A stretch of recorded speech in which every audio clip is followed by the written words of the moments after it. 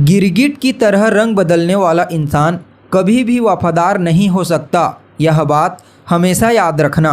नमस्कार दोस्तों, मैं ज्योतिष आचार्य वासुदेव मिश्रा आपका अपने चैनल भविष्यवाणी पावर ऑफ द लॉर्ड में हार्दिक स्वागत करता हूं। दोस्तों, आज का यह ज्योतिष का कार्यक्रम आप लोगों के लिए यानी कि धनु राशि वालों के लिए बेहद ही ज़्यादा खास और विशेष कार्यक्रम साबित होगा। आज हम चर्चा करेंगे दैत्य गुरु शुक्र के राशि परिवर्तन प्रभाव के बारे में। जी हाँ, 7 मार्च 2024 की प्रातः 7:09 पर आकर्षण, दाम्पत्य, सौंदर्य, ऐश्वर्य, वैभव, कला, गीत संगीत के प्रतिनिधि ग्रह शुक्र अपनी वर्तमान वायु तत्वीय राशि मकर राशि को छोड़कर अपने परम मित्र शनिदेव की मूल त्रिकोण राशि कुंभ राशि में प्रवेश कर चुके हैं, जहां कि वो 31 मार्च 2024 की शाम तक रहेंगे। उसके पश्चात पुनः राशि परिवर्तन करके अपनी उच्च राशि मीन राशि में प्रवेश कर जाएंगे। तो ऐसे में बड़े विस्तार के साथ जानने का प्रयास करेंगे कि दैत्य गुरु शुक्र अपने परम मित्र शनिदेव की मूल त्रिकोण राशि में गोचर करते हुए किस प्रकार से आपको परिणाम प्रदान करेंगे।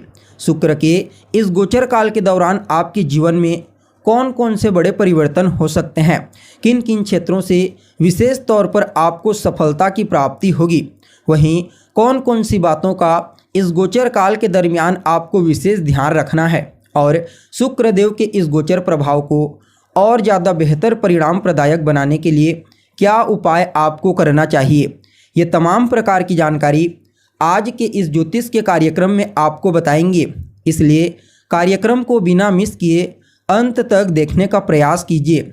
और अगर आप अपनी जन्म कुंडली पर हमसे परामर्श लेना चाहते हैं तो वीडियो में और डिस्क्रिप्शन बॉक्स में आपको हमारा कॉन्टैक्ट नंबर मिल जाएगा, जहां से आप व्हाट्सएप के माध्यम से या फिर डायरेक्ट फ़ोन कॉल के थ्रू अपॉइंटमेंट लेकर अपनी जन्म कुंडली का विस्तार पूर्वक अध्ययन करवा सकते हैं। तो दोस्तों, अगर गोचर कुंडली की स्थिति को समझने का प्रयास करें तो इस समय गोचर कुंडली में राहु मीन राशि में संचरण कर रहे हैं, जो देवगुरु बृहस्पति की साधारण राशि होती है, और देवगुरु बृहस्पति स्वयं अभी मेष राशि में संचरण कर रहे हैं, जबकि शनि देव भी अपनी खुद की मूल त्रिकोण राशि कुंभ राशि में चल रहे हैं। तो यहाँ पर शुक्र और शनि की युति बनेगी, और यह जो युति बनेगी ना दोस्तों, यह एक नहीं दो नहीं बल्कि पूरे 30 साल के पश्चात बन रही है।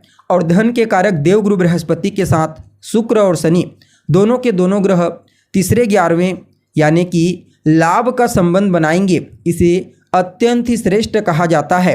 वैसे देखा जाए तो शनि और शुक्र आपस में मित्र ग्रह हैं, परंतु शुक्र जितना देवगुरु बृहस्पति की राशियों में श्रेष्ठ फल देते हैं, उतना श्रेष्ठ प्रभाव वह मकर और कुंभ में नहीं दे पाते। विशेष करके मकर में, कुंभ में तो फिर भी उनका प्रभाव बहुत हद तक श्रेष्ठ होता है। और यहाँ पर गोचर कुंडली में एक और बात आपको समझनी होगी। देखिए, मंगल अभी आने वाले दिनों में राशि परिवर्तन करेंगे, लेकिन जब तक मंगल राशि परिवर्तन नहीं कर लेते हैं तब तक राहु और मंगल ये दोनों के दोनों ग्रह, क्योंकि पीछे मकर राशि में मंगल और आगे मीन राशि में राहु, ये दोनों के दोनों ग्रह शनि और शुक्र को पाप मध्यत्व में डालेंगे। हालांकि इस युति पर और किसी अन्य पाप ग्रह की दृष्टि नहीं पड़ेगी, और गुरु के साथ इन दोनों का लाभ का संबंध, तो ऐसे में पाप मध्यत्व में होते हुए भी काफ़ी हद तक श्रेष्ठ परिणाम आपको प्रदान करेंगे।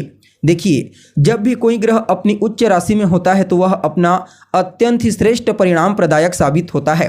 ठीक इसी प्रकार जब भी कोई ग्रह उच्च अभिलाषी होता है, यानी कि अपनी उच्च राशि में जाने की अभिलाषा रखता है, तो भी वह अत्यंत ही श्रेष्ठ परिणाम प्रदायक होता है, जो अभी शुक्र के साथ देखने को मिलेगा। जी हाँ, शुक्रदेव मीन राशि में उच्च के होते हैं, इसलिए कुंभ राशि में शुक्रदेव को उच्चाभिलाषी माना जाता है। और ये उच्चाभिलाषी शुक्र पूरे 30 साल के पश्चात शनिदेव के साथ युति बना रहे हैं, जो अपने आप में ही अद्भुत कहा जा सकता है। देखा जाए तो आप लोगों के लिए यानी कि धनु राशि के जातकों के लिए दैत्य गुरु शुक्र का यह राशि परिवर्तन गोचर कुंडली में आपकी राशि से तीसरे स्थान में हुआ है।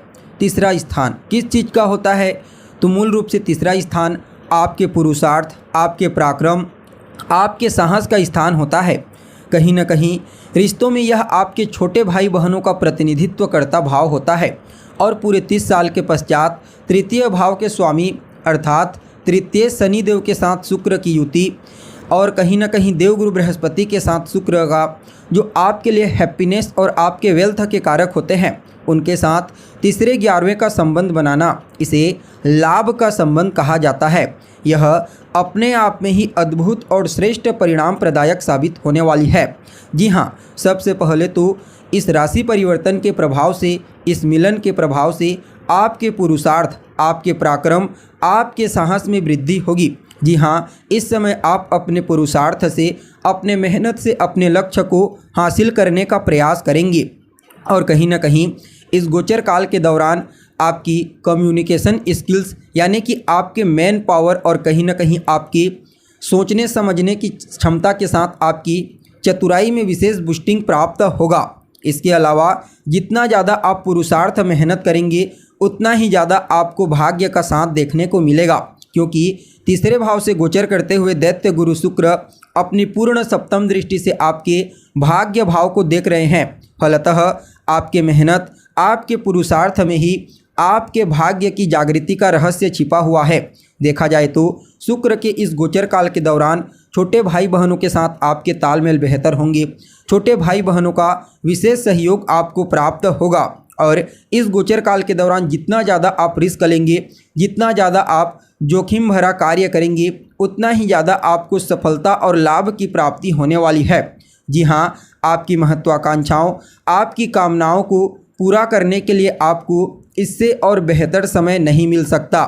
यानी कि जितना ज़्यादा आप अपने लक्ष्य के प्रति अपने ध्यान को केंद्रित करेंगे और उसके प्रति पुरुषार्थ के साथ साथ अपनी चतुराई का इस्तेमाल करते हुए कार्य करेंगे तो अवश्य ही आपको शुक्र के इस गोचर काल के दौरान आपका लक्ष्य प्राप्त हो जाएगा। कहीं ना कहीं यह गोचर आपकी छोटी मोटी यात्रा करवाने वाला है। अगर आप कोई छोटी यात्रा करना चाहते हैं तो निश्चित रूप से आप कीजिए, वहाँ से भी आपको विशेष रूप से लाभ की प्राप्ति होने वाली है।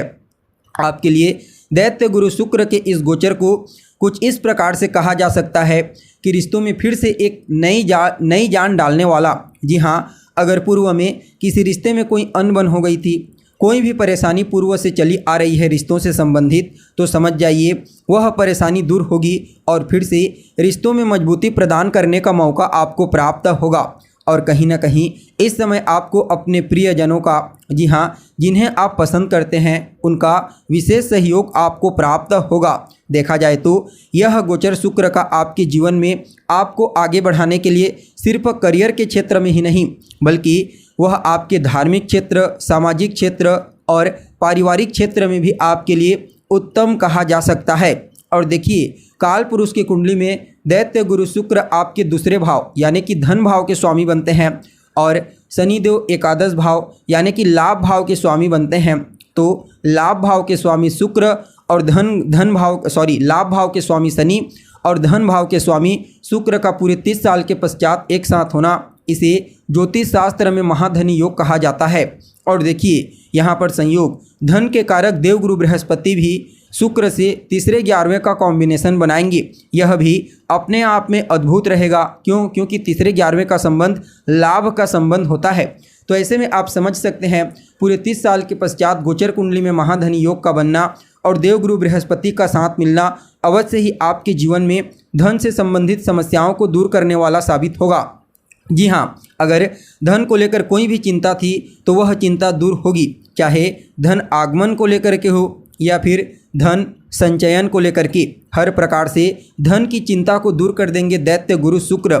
और कहीं ना कहीं देखा जाए तो यह समय आपके जीवन में खुशियाँ लाने वाला होगा, हैप्पीनेस लाने वाला होगा। जी हाँ, पूर्व की तुलना में आपको काफ़ी हद तक दैत्य गुरु शुक्र के इस गोचर काल के दौरान विशेष रूप से मानसिक और शारीरिक शांति की प्राप्ति होगी।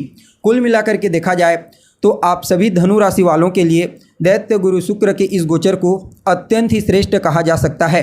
फिर भी इस समय को और बेहतर बनाने के लिए किसी देवी के मंदिर में जाइए और उन्हें लाल रंग की पुष्पमाला अर्पित करें, साथ ही साथ उनकी आराधना कीजिए। अवश्य ही आपके लिए शुक्र का यह गोचर उत्तम साबित होगा। तो दोस्तों, हमें उम्मीद है जानकारी आपको पसंद आई होगी। अगर जानकारी अच्छी लगे तो लाइक करें, शेयर करें और हमारे चैनल को सब्सक्राइब करें। आज के लिए बस इतना ही। फिर मुलाकात होगी एक नए और ताज़ा एपिसोड में। तब तक के लिए आप हमें इजाज़त दीजिए। नमस्कार।